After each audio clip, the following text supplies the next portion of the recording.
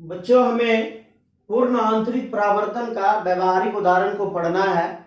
और पूर्ण आंतरिक परावर्तन का जो प्रथम व्यवहारिक उदाहरण है वो जल में परखनली का चमकीला होना दिखाई पड़ता है।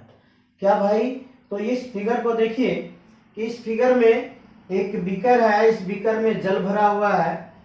इस भरे हुए जल में एक परख नली है, टेस्ट ट्यूब है। इस टेस्ट ट्यूब में कुछ जल भरा हुआ है, टेस्ट ट्यूब में कुछ जल भरा हुआ है। इस टेस्ट ट्यूब को बिल्कुल सीधा डालेंगे पहले बीकर में और धीरे धीरे धीरे धीरे धीरे धीरे इसको टेढ़ा करेंगे। इस पर जो किरणें जा रही हैं, ये किरणें वह भाग जो कांच और वायु के संपर्क में है, वह भाग जो कांच और वायु के संपर्क में है, इस पर पड़ने के बाद बिल्कुल यह आंतरिक परावर्तित हो जाती है।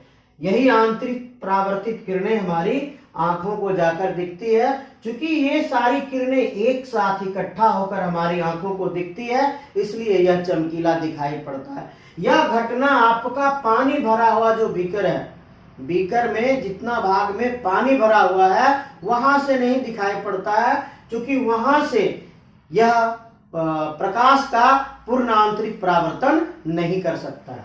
आइए पढ़ते हैं इसको। पहले कहता है, यदि कांच की परखनली को जल से आधा भरकर उससे जल से भरे बीकर में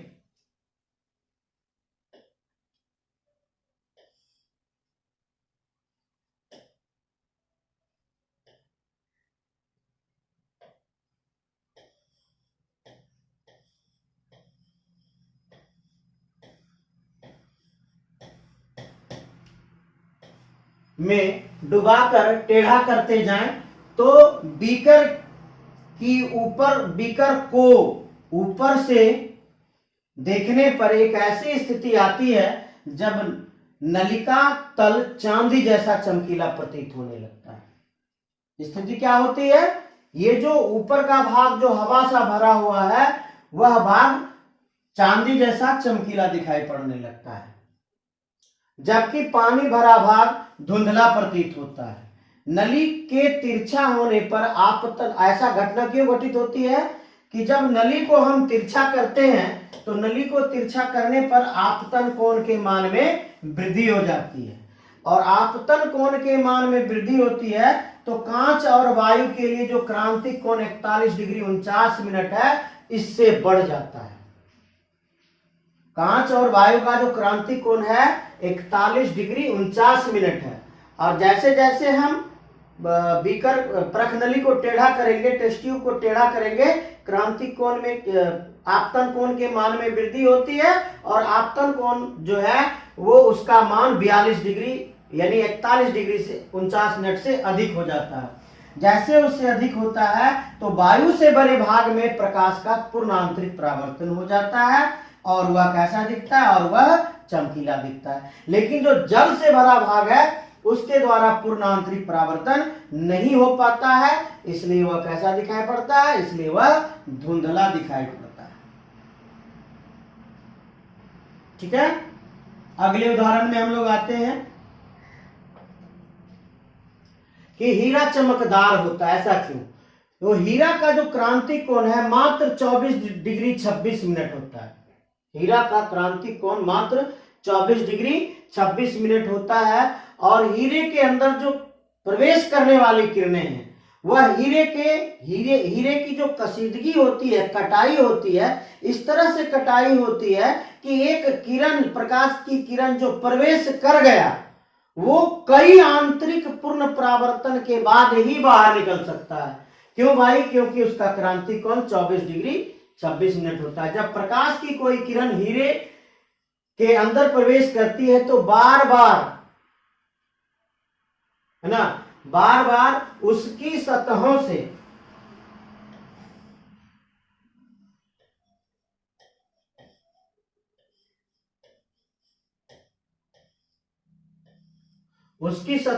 अंदर ही अंदर परावर्तित होती रहती है। ऐसा प्रकाश के पूर्ण आंतरिक परावर्तन के कारण घटित होता है और अंततः सभी किरणें इकट्ठा होकर बाहर निकलती है।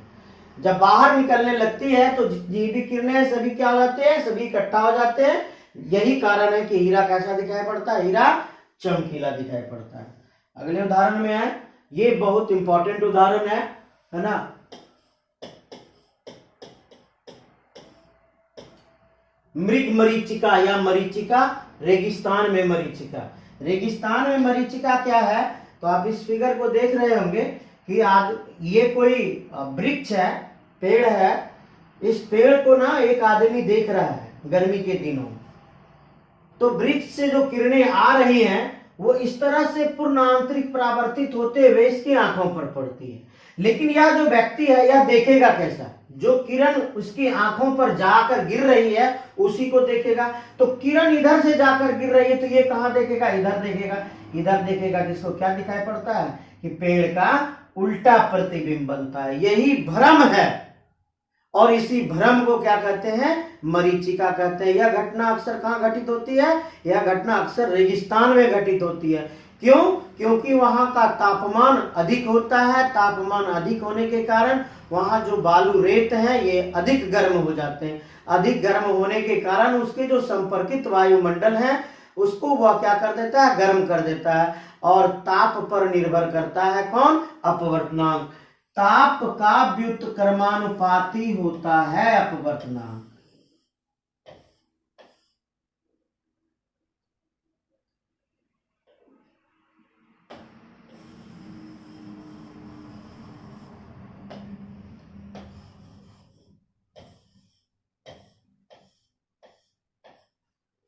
ताप में वृद्धि होगी, अपवर्तनांक में कमी होगी। ताप में कमी होगी, अपवर्तनांक में वृद्धि होगी। आइए अब पढ़ते हैं इसको हम, कि कभी कभी रेगिस्तान में लोगों को दूर दूर से ऐसा प्रतीत होता है मानो सामने कोई जलाशय हो, लगता है उसको कोई आगे में तालाब है। लेकिन जब वहां पहुंचता है तो पहुंचने पर पानी नहीं मिलता है। यही भ्रम को क्या कहते हैं, मरीचिका कहते हैं, जो प्रकाश के पूर्ण आंतरिक परावर्तन के कारण घटित होता है। ऐसा क्यों होता है, रेगिस्तान में सूर्य की गर्मी से जो रेत है ना, रेत बालू अत्यधिक तप्त हो जाता है। अत्यधिक तप्त हो जाता है। इससे संपर्क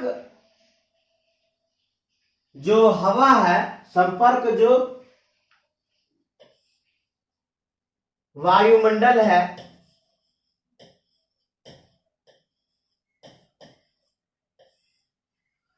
उसका तापमान बढ़ जाता है, जिस कारण सघनता, तापमान बढ़ने के बाद सघनता अर्थात अपवर्तनांक घट जाता है।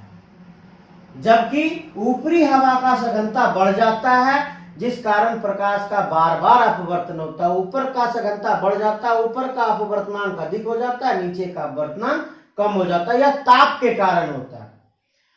और क्रांति कोण की प्राप्ति हो जाती है जब अपवर्तनांक बार बार घटने लगता है, जिससे क्या होता है, उसके क्रांति कोण की प्राप्ति होती है, जिससे प्रकाश क्या हो जाता है, पूर्ण आंतरिक परावर्तित हो जाता है। और यही परावर्तित किरण हमारे नेत्र पर पहुंचती है। जब हम उस परावर्तित किरण, आपतित किरण के आने वाली दिशा को में देखते हैं तो वृक्ष का कैसा प्रतिबिंब दिखाई देता है, उल्टा प्रतिबिंब दिखाई देता है, और ऐसा लगता है कि वृक्ष किसी जलाशय के किनारे खड़ा हो। इसी भ्रम को क्या कहते हैं, इसी भ्रम को मरीचिका कहते हैं। ओके।